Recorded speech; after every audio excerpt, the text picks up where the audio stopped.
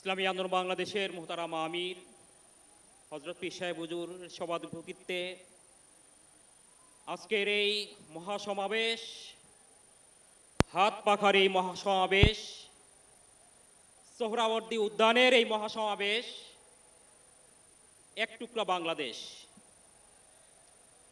আজকের এই মঞ্চে উপস্থিত আছেন এদেশের সকল মানবতাবাদী, দেশপ্রেমিক, ইসলাম প্রিয় সকল রাজনৈতিক শক্তির এবং সকল ধর্ম, মত এবং জাতের প্রতিনিধিত্বশালী ব্যক্তিদের সমন্বয়ে আজকের এই মঞ্চ।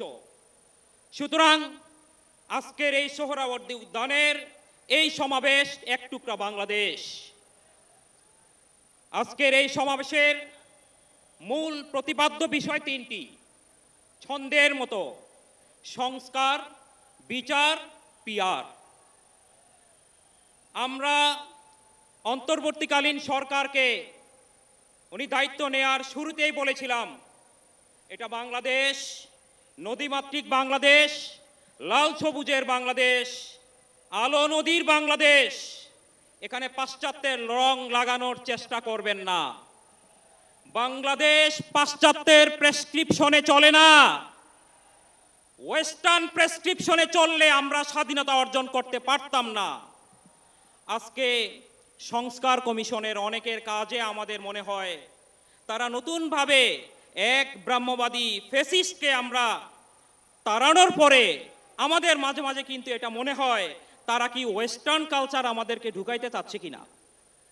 পৃথিবীর কোথাও যেই নজির নেই, তারা পর্যায়ক্রমে আমাদেরকে প্রস্তাব করে 100 আসনে নারী প্রতিনিধিত্ব থাকবে, সেখানে শুধু নারীরাই নির্বাচন করবে, কিন্তু তাদের মাথায় এটা নাই যে এদেশের জনগণ কোনো মহিলাকে রাষ্ট্রপ্রধান দেখতে চায় না।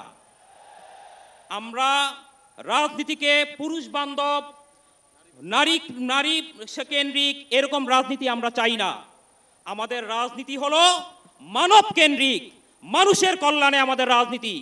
এখানে নারী পুরুষের বিভাজন আমরা করি না, বরং নারী পুরুষের সকলের কল্যাণের জন্যই হলো আমাদের রাজনীতি। সুতরাং আমরা বলতে চাই, সংস্কারের নামে অযৌক্তিক, অপ্রয়োজনীয় এইসব বিষয়ে টাইম কিলার করবেন না মেহেরবানি করে। আমরা পরিষ্কার ভাষায় দাবি করতে চাই, প্রশাসনে আগে শুনতাম সরল বিশ্বাসে উনি কিছু ভুল করে ফেলেছেন।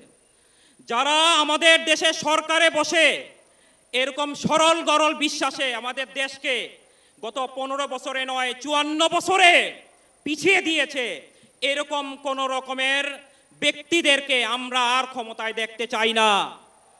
আমরা পরিষ্কার ভাষায় বলতে চাই, এই বাংলাদেশে আগামীতে এমন নির্বাচন আমরা চাই যে 30%-এর ভোটে বিজয়ী হয়ে আপনি 70%-কে জুলুম নির্যাতন করবেন, এই নির্বাচন বাংলাদেশিরা এখন আর চায় না। আমরা পরিষ্কার বলতে চাই, সংখ্যানুপাতিক হারে যে নির্বাচন হবে সেই হারে আসন বরাদ্দ হবে। এতে যদি কেউ 51%-এ কম পায় সে ক্ষমতায় আসতে পারবে না।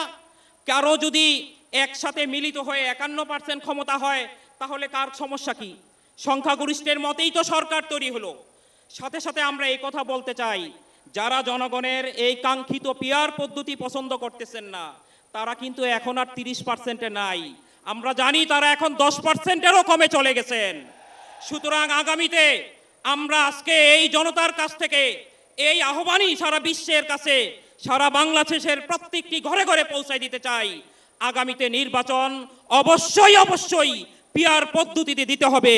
এছাড়া বাংলাদেশের জনগণ সেই জোগাখুচুরি আর জোচ্চুরির সেই নির্বাচনকে আর বাংলাদেশের মানুষ কবুল করবে না।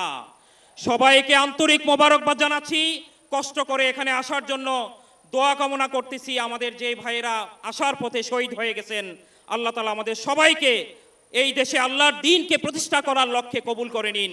আমা তৌফিক ইল্লা বিল্লাহ।